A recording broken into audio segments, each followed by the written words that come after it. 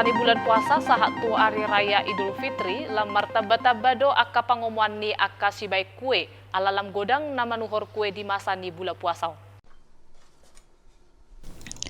Godang do akka ina nama parhaseati kina di bulan puasaun lau patupa kue.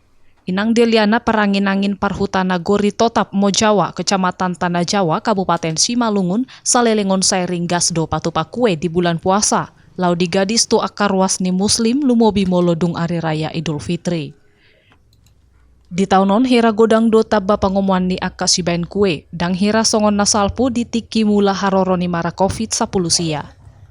Tungpelam naik argani situ horon lau patupa kue, alai dang pola haro dipanaik akka per 3-3 argani kuena.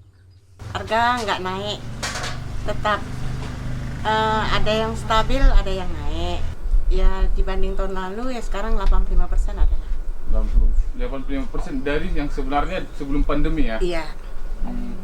Ya masih masuk orderan 500. Selesai pengerjaannya kira-kira kapan? Nanti seminggu lagi lebaran. Jala di bagas taunon olo domar pangomuan sape 28 juta. Lumobi musai dang holan sian Simalungun naro manuhor kue ni nasida alai sahat do tuluat siatar Medan tapanuli dohot Pokabaru.